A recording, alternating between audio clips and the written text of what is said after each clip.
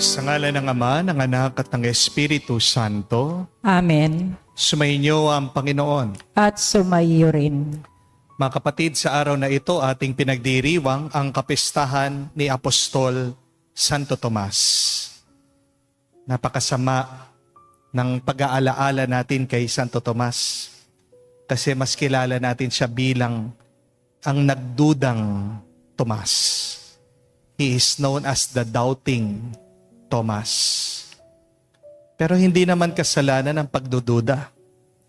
Mas maganda nga, magduda tayo Dahil diyan nag-uumpisa ang mas malalim na ugnayan at relasyon sa ibang tao at sa Diyos. Ang mas masama ay yung naniniwala ka sa Diyos, pero hindi mo pa rin binago ang iyong pag-uugali, nananatili ka pa rin sa pagkakasala. Yan ang ating pagsisihan, mga kapatid, sa banal na misang ito.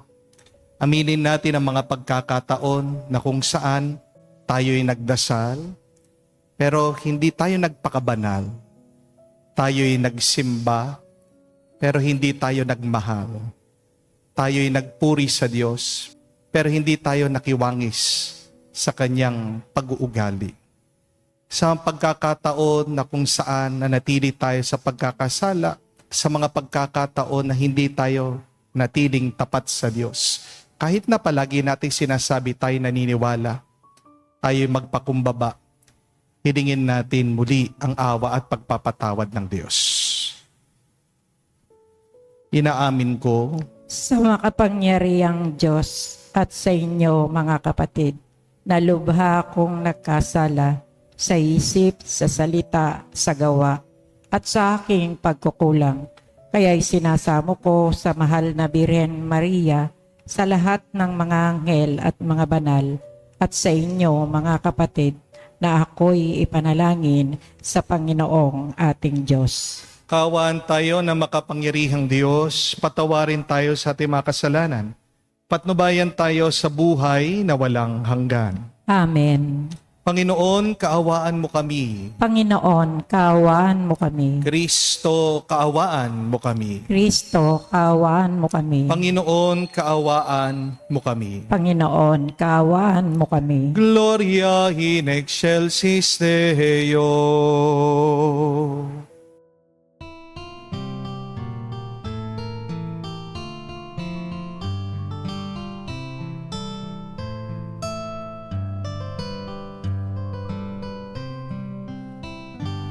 Luwalhati sa Diyos sa kaitaasan, kaloob sa lupa ay kapayapaan.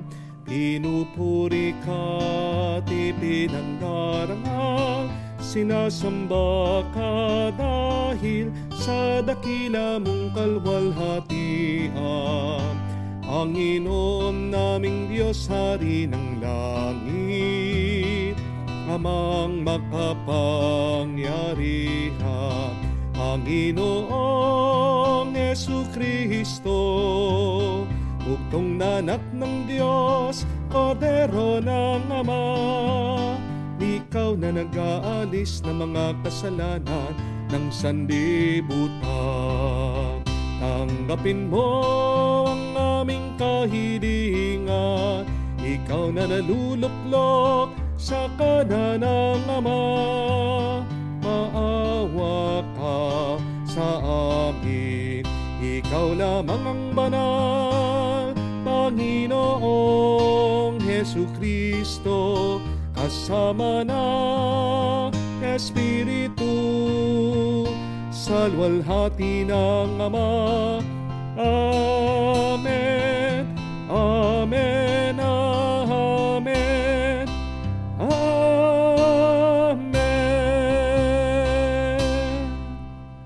Manalangin tayo.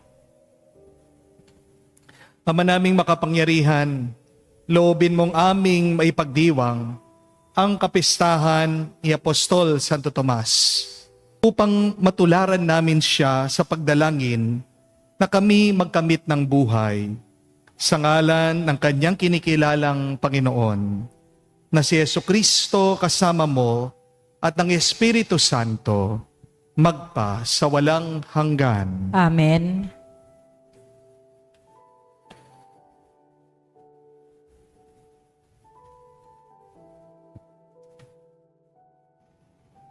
Pagbasa mula sa sulat ni Apostol San Pablo sa mga taga-Efeso. Mga kapatid, hindi na kayo dayuhan o taga-ibang bansa, kundi kababayan ng mga hinirang ng Diyos at kabilang sa kanyang sambahayan. Kayo'y itinayo rin sa saligan ng mga apostol at mga propeta, na ang batong panulukan ay si Kristong Jesus.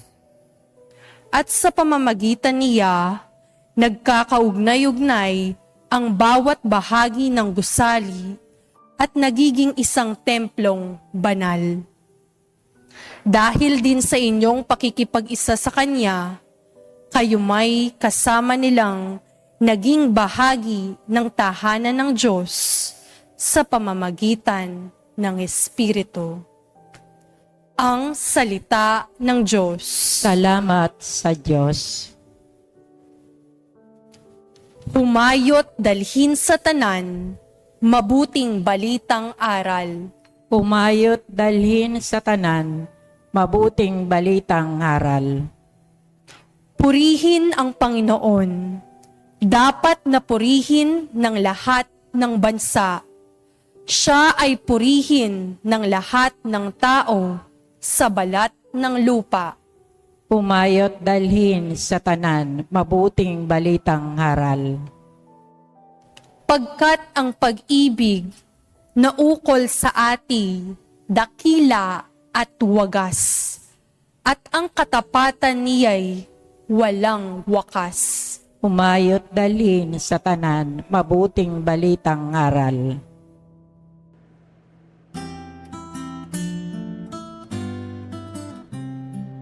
Alleluia, alleluia, alleluia, alleluia, alleluia, alleluia, alleluia, alleluia, alleluia, alleluia, alleluia, alleluia. Mapalad at maligaya ang sumasampalataya sa di nakita ng mata. Sumainyo ang Panginoon. At sumaiyo rin. Ang mabuting balita ng Panginoon ayon kay San Juan. Papuri sa iyo, Panginoon.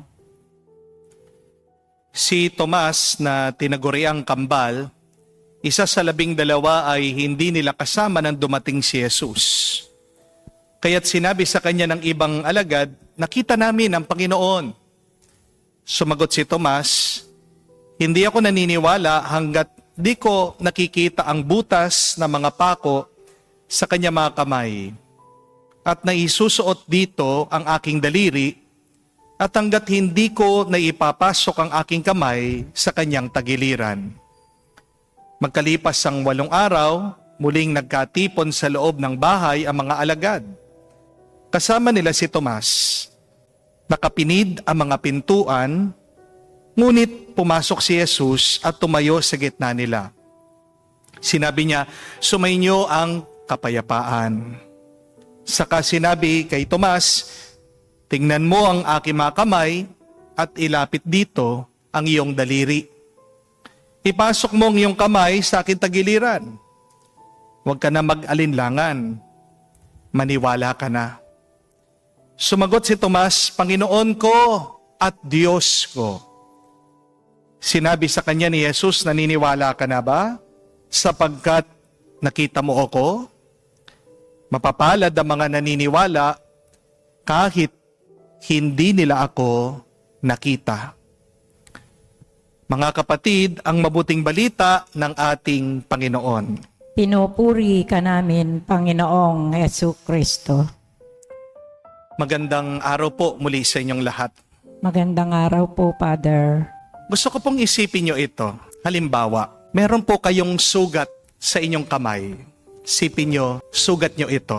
Napakalaki, napakasakit.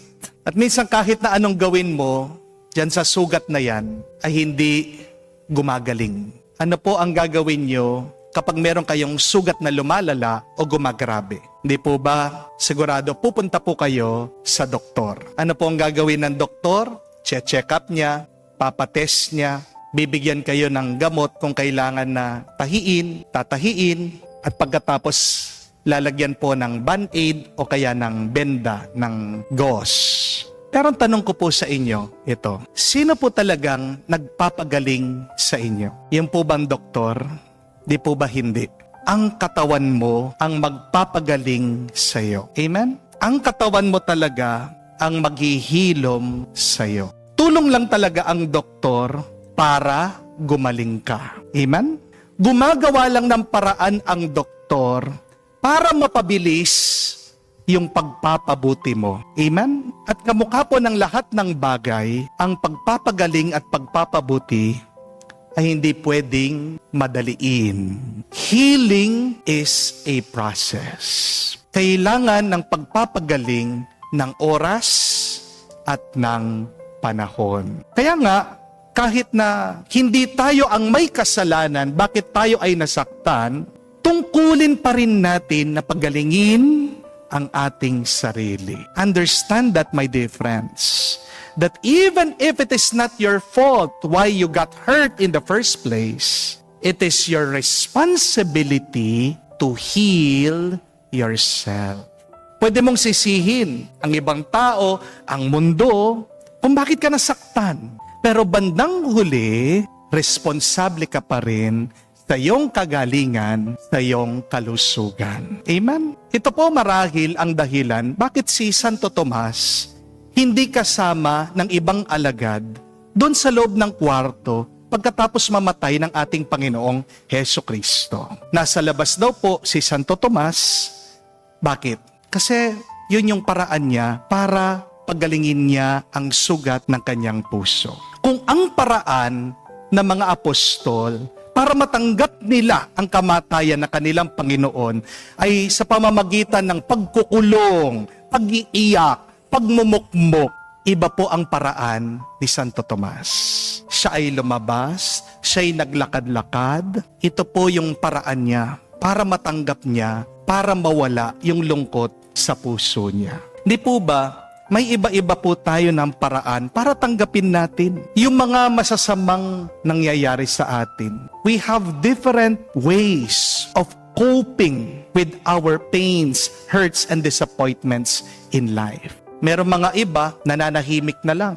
Merong mga iba, dinidistract nilang kanilang sarili sa panonood, sa entertainment, sa paglalaro ng games. Merong mga iba, nagbibisyo, umiinom, sumusugal. Merong mga iba, lumalabas, nagbabakasyon, nagpapakasaya. Meron din mga iba, dinadaan nila sa pagkain. They drown their sorrows by eating, by seeking pleasure. Meron din po mga iba na dinadaan sa pakikipagkwentuhan, naghahanap ng kausap, at marami po sa atin ang dinadaan na lang sa pag-iyak.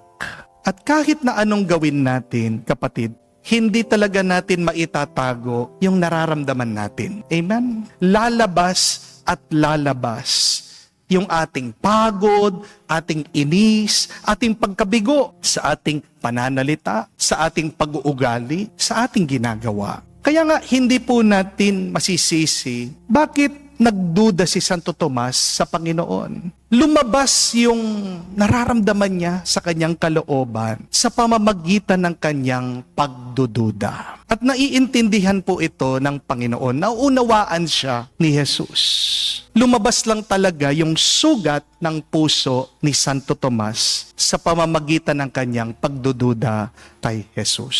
Hindi naman po masama ang nagdududa. Ang mas masama ay yung lumayo ka na sa Diyos dahil patuloy ka pa rin sa iyong pagkakasala. Amen? Alam niyo po ba na pwede kayong maniwala sa Diyos and at the same time, patuloy ka pa rin sa iyong kasamaan? Yes, that's possible. That's true. You can believe in God and still remain in your sins. Tignan niyo po ang mga demonyo, hindi po ba? Kilala nila ang ating Panginoong Jesucristo. They believe in God. The evil spirits, the devils, the demons. Pero nananatili pa rin sila sa dilim. Di bali nang magduda ka sa Diyos, kapatid, huwag ka lang lalayo sa Kanya. Amen? Doubt is never ever a bad thing. Doubt can be a beginning for your discovery of who God is. Doubt can start you in your journey to holiness. The real evil is unrepentance. Remember that. Kapag hindi ka nagsisisi, ibig sabihin, wala kang pagmamahal sa Diyos. Kapag hindi ka nagsisisi, hindi mo ninanais na mapalapit ka sa Panginoon. Pero nagdududa man tayo minsan, o nagkakasala, ito po ang mabuting balita. Kita yan ng Diyos. Alam ng Diyos ang ating mga sugat, ang ating mga hirap sa buhay. God sees your wounds. Jesus feels your hurt. The Lord understands your pain. Pero mabuting balita, hindi po hahayaan ng Diyos na manatili kang masaktan at nahihirapan. Anong gagawin ng Diyos? Hihilumin ka niya. Lilinisin niya ang sugat mo. We have a God who heals our wounds. We have a God who gives us a new life. We have a God that provides us with life and life eternal. Mga kapatid, ang kwento po ni Santo Tomas ay hindi po kwento talaga ng pagdududa. Ang kwento ni Santo Tomas Apostol ay kwento kung paano ang Diyos ay kaya niyang pagalingin ang sugat, sakit ng puso, at siya ang nagbibigay ng kapayapaan sa atin. At tayo po ay nagpapasalamat sa Diyos na handa niya tayong pagalingin kung gugustuhin lang natin, kung magpapakumbaba tayo sa Kanya, at kung maniniwala tayo sa Kanya. Kapatid, wag na wag mong ikakahiya ang iyong sugat. Amen? There is a blessing in your hurting. Minsan, kailangan natin masaktan para lang makapasok ang Diyos sa ating buhay. Remember, our wounds are the cracks in our life so that the light of God can enter into us. Kapag gumaling tayo sa mga sugat natin, gagamitin niya ng Diyos para magpagaling ka ng sugat ng iba. Okay lang masugat, basta't magpagaling ka at magpahilom ka sa Diyos. Amen? Pag hindi ka gumaling sa iyong sugat, makakasugat ka ng iba. Amen? As the saying goes, hurt people. Pero pag wala ng sakit sa iyong puso, gagamitin ka bilang instrumento ng Diyos ng pagpapala ng ibang tao. As the spiritual writer Henry Nouwen beautifully said, when our wounds cease to become a source of shame, they become a source of healing, and we become wounded healers. Ganda po, no? Kapag wala na ang sugat mo, magkakaroon ka ng pagnanais na makatulong ka sa mga ibang sugatan. Sa totoo lang po, nung nag-aaral po ako, kinahihiya ko po na mahirap kami. Nagrereklamo po ako palagi noon sa Diyos sa aking panalangin, bakit po ang dami-dami naming mga utang? Hindi ko po maintindihan. Nagagalit din po ako, nagtatampo ako minsan sa aking mga magulang. Bakit hinayaan nila na magkagadoon ang aming buhay? Hindi kami umaangat, hindi kami umaasenso, hindi gumaganda ang buhay namin noon. Yun pala, may magandang plano ang Diyos. Gagamitin pala ng Diyos ang aming paghihirap, yung sugat ng aking puso, para magmilagro siya. Kung hindi po kami nabaon sa utang, hindi po kami mananalo sa loto. Alam niyo po yung kwento namin, hindi po ba? Na hindi kami makabayad ng kuryente dahil patong-patong ang utang. Yung aking nanay tumataya sa loto. Nang bago po kami maputulan ng kuryente, nanalo po kami ng loto. Pero muli po bago po kayo humingi ng balato, yung pong napanalunan namin, sakto lang na pambayad ng utang sa kuryente. Di po kami mga milyonaryo. Pero Palagi ko pong binabalik-balikan yon. Kaya pala, hinayaan kami maghirap ng Diyos kasi gusto niyang gumawa ng isang himala sa aming pamilya. Dahil dun sa paghihirap na yon, meron po ako ngayong karanasan at meron akong pinapahayag sa mga tao. Na totoo ang Diyos, na mabuti ang Diyos, na maawain ang Panginoon. Amen? My testing has now become my testimony. Kamukha po ng sugat ni Santo Tomas, doon po nagmula yung kanyang pagpapahayag na si Jesus ay Panginoon at Diyos.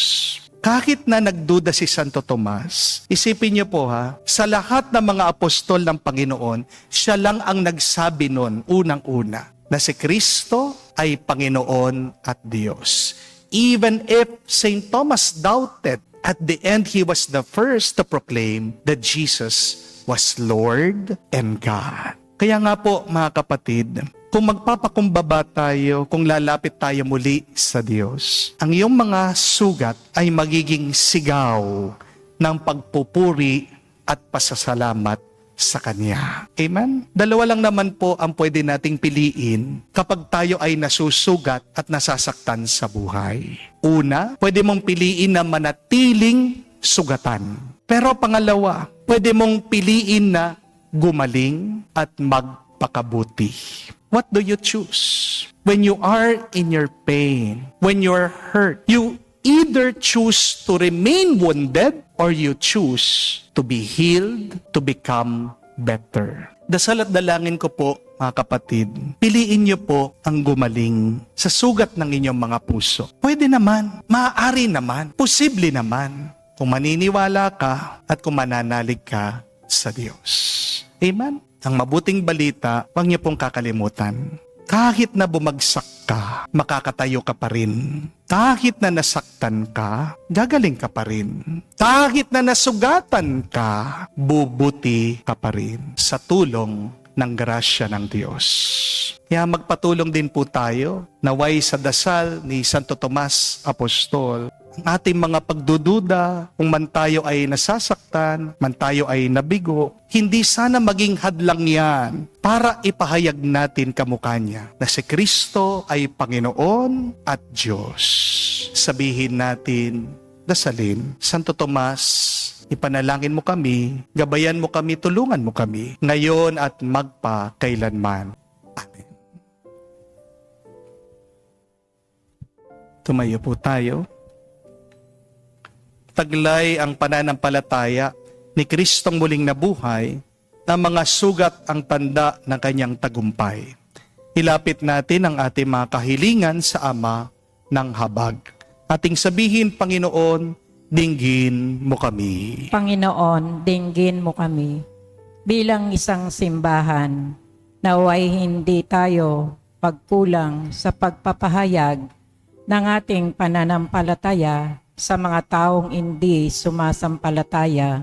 Manalangin tayo sa Panginoon. Panginoon, dinggin mo kami. Ang simbahan sa Asya, naway magkaroon ng paglago. Manalangin tayo sa Panginoon. Panginoon, dinggin mo kami. Ang mga nakalugmok sa pagiging makasalanan at kawalan ng pananampalataya, naway mapangibabawan ang kanilang pag-aalinlangan at yakapin ang tunay na pananampalataya. Manalangin tayo sa Panginoon. Panginoon, dinggin mo kami. Sa katahimikan po ng ating puso, banggitin natin, sabihin sa Diyos ang ating mga personal na pangangailangan. Ama, sa pagluluhog namin sa iyo ng aming mga kahilingan, palalimin mo ang aming pananampalataya tulad ni Santo Tomas. Ibigin at sambahin namin ang iyong anak na nabubuhay at naghahari magpa sa walang hanggan. Amen.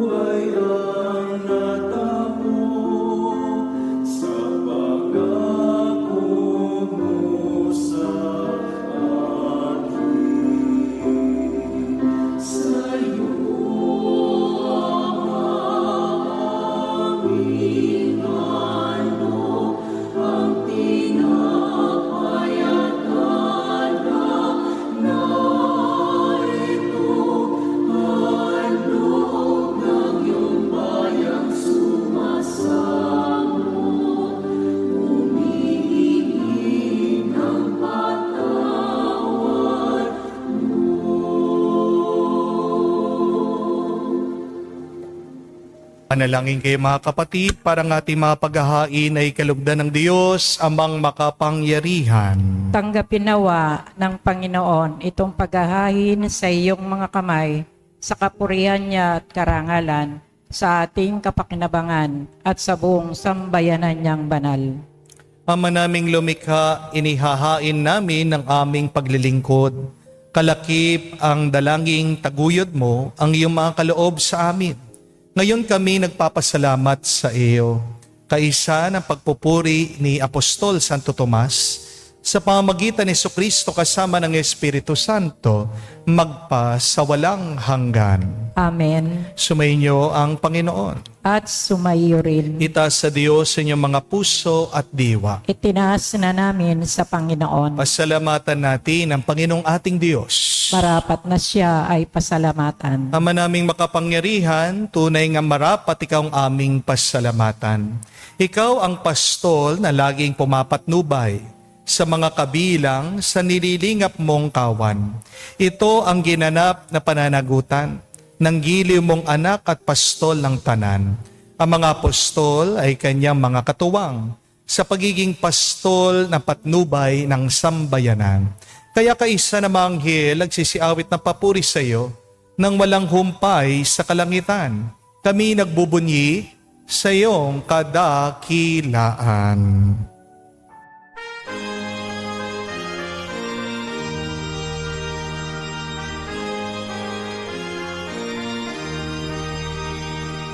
Santo, Santo, Santo, Panginoong Diyos ng mga hukbo.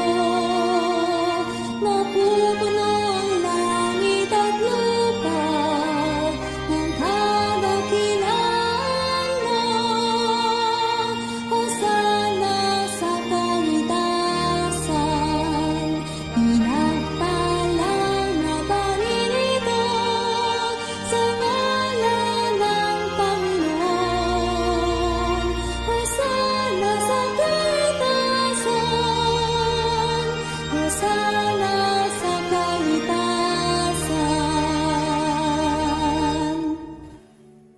Ama naming banal, ikaw ang bukal ng tanang kabanalan.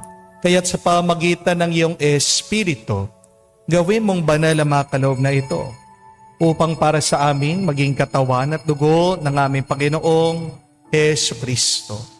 Bago niya pinagtiis ang kusang loob na maging handog, hinawakan niyang tinapay, pinasalamatan kanya, pinaghati-hati niya iyon, inabot sa kanya malagad at sinabi, tanggapin ninyong lahat ito at kanin. Ito ang aking katawan na ihahandog para sa inyo.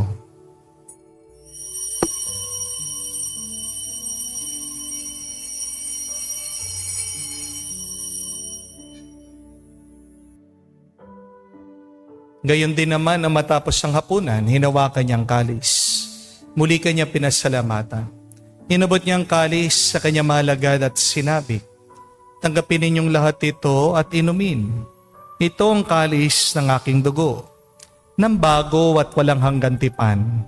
Ang aking dugo na ibubuhos para sa inyo at para sa lahat. Sa ipagpapatawad ng mga kasalanan, gawin ninyo ito sa pag-alaala sa akin.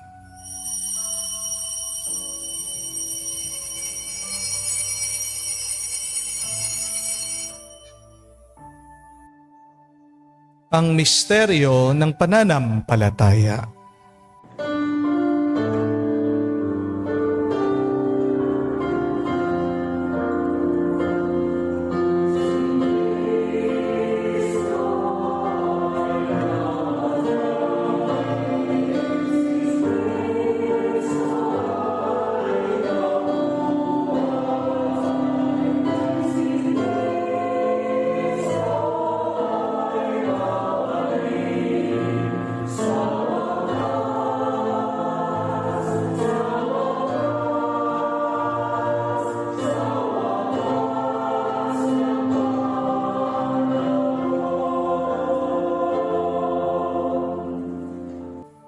Ang mga ginagawa namin ngayon ang pag-alaala sa pagkamatay at muling pagkabuhay ng iyong anak. Kaya tiniyalay namin sa iyong tinapay nagbibigay buhay at ang kalis na nagkakaloob ng kaligtasan. Kami nagpapasalamat dahil kami yung minarapat na tumayo sa harap mo para maglingkod sa iyo. Sinasamo namin kami magsalo-salo sa katawan at dugo ni Kristo ay mabuklod sa pagkakaisa sa pamagitan ng Espiritu Santo. Amalingapin mong iyong simbahan, laganap sa buong daigdig. Puspusin mo kami sa pag-ibig. Kaisa ni Leon, ang aming Santo Papa, si Florentino, aming Arsobispo at ng Tanang Kaparian. Alalahanin mo rin ang aming mga kapatid na nahimlay. May pag-asang sila'y muling mabubuhay. Gayon din naman lahat ng mga pumanaw. Kawan mo't sila't patuloyin sa iyong kaliwanagan. Kawan mo't pagindapatin kaming lahat na makasalo sa iyong buhay na walang wakas. Kaisa na mahal na Birhen Maria, Ina ng Diyos. Kaisa ni San Jose, ang kanyang malwalhating esposo.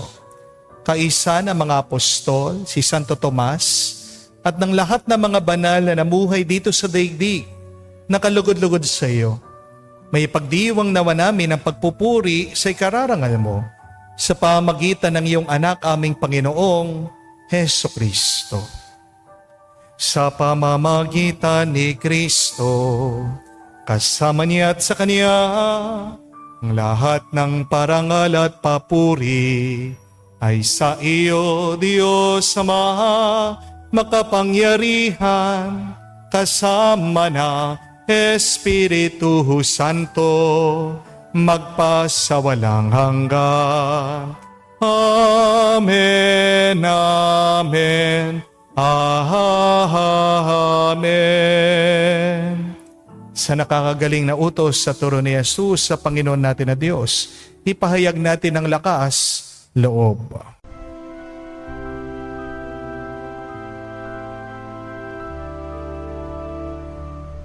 Ama namin, sumasalangit ka, sambahin ang ngalan mo, mapasa amin ang kaharian mo, sundin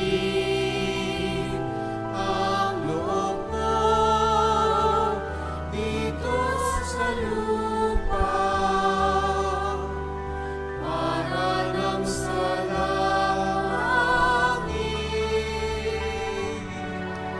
Bigyan mo kami ngayon ng aming kakanin sa araw-araw, at patawarin mo kami sa aming mga sala, para ng pagpapatawad namin sa nagkakasala sa amin. At huwag mo kami ipahintulot sa tukso, at iadya mo kami sa lahat ng masama. Hinihiling namin kami iadya sa lahat na masama, pagkalooban ng kapayapaan araw-araw, iligtas sa kasalanan, ilayo sa lahat ng kapahamakan, samantalang aming pinanabikan ang dakilang araw ng pagpapahayag ng tagapagligtas naming si Heso Kristo. Sapagkat iyo ang kaharian at ang kapangyarihan at ang kapurihan magpakailanman. Amen. Panginoong Heso Kristo, sinabi mo sa mga apostol, ang kapayapaan ang iniiwan ko sa inyo, ang aking kapayapaan binibigay ko sa inyo. Tungayan mo ang aming pananampalataya, huwag ang aming pagkakasala. Pagkalooban mo kami ng kapayapaan at pagkakaisa ayon sa iyong kalooban, kasama ng Espiritu Santo, magpa sa walang hanggan. Amen. Kapayapaan ng Panginoon ay laging sumainyo. At sumayo rin. Magbigayan po tayo ng kapayapaan sa bawat isa. Pisuyo niyo po, kapayapaan po sa inyong lahat.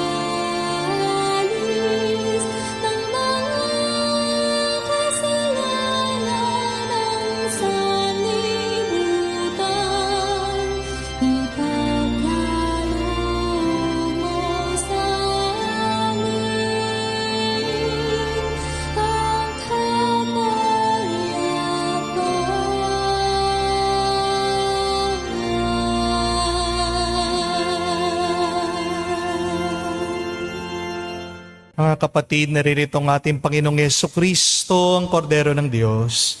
Siya nag-aalis sa mga kasalanan ng sanlibutan. Mapalad tayong lumalapit sa piging ng Kordero. Panginoon, hindi ako karapat-dapat na magpatuloy sa iyo, ngunit sa isang salita mo lamang ay gagaling na ako.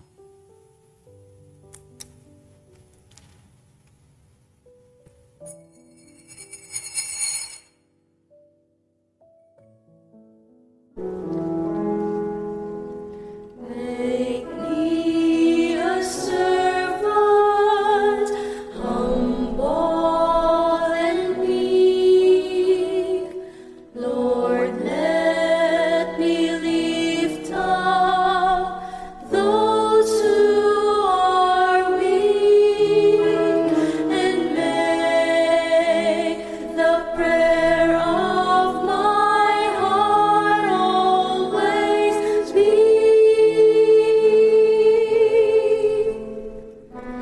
Make me a servant, make me a servant, make me a servant today.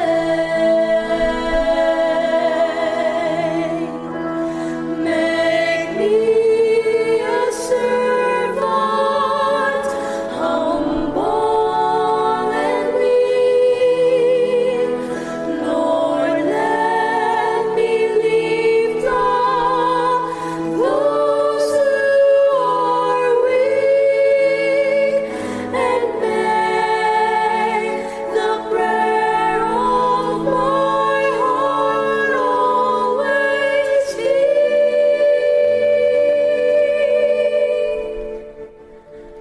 Make me a servant, make me a servant, make me a servant today.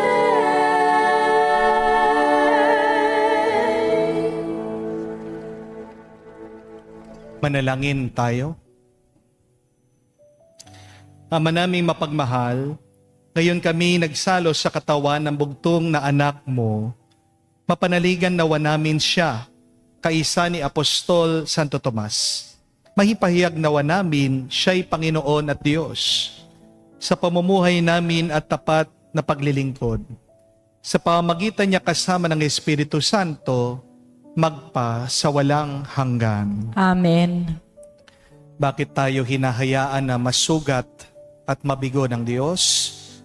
Dahil diyan pumapasok ang kanyang liwanag, diyan natin nararanasan ang presensya ng Panginoon. Remember and understand, my dear friends, that your rock bottom can also become your foundation. San ka ba nadapa? Ano ba ang iyong paghihirap ngayon?